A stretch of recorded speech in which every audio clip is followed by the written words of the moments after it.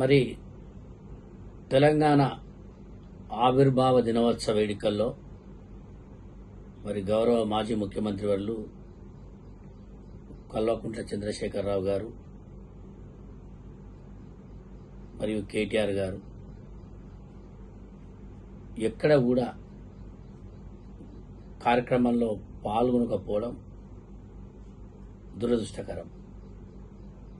తెలంగాణ ప్రజలకు బహిరంగంగా వారు క్షమాపణ చెప్పాల్సిందిగానే కోరుతున్నాను.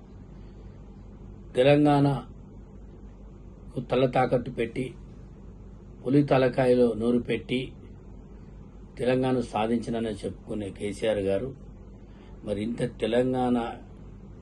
అభివృద్ధి చెందిన తెలంగాణ రాష్ట్రంలో ఎక్కడ కూడా వేడుకలు జరుపుకోకపోవడం, మరోపక్క తన కుమారుడు అమెరికా వెళ్లి అమెరికాలో ఒక రాష్ట్రంని గుంటూరుతో పోల్చడం, తెలంగాణ ప్రజలు ఏ విధంగా భావిస్తారన్నది ఒకసారి ఆలోచించాల్సిన అవసరం ఉంది.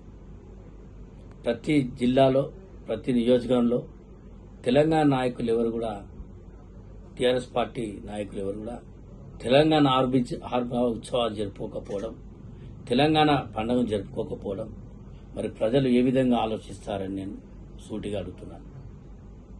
ఇంత గొప్ప తెలంగాణ వచ్చిన రాష్ట్రంకి తెలంగాణ తెచ్చినని చెప్పుకునే మీరు మరి తెలంగాణ ఆవిర్భావ దినోత్సవం దూరంగా ఉండడంలో మీ అంతర్యం ఏమిటని నేను వారిని కోరుతున్నాను.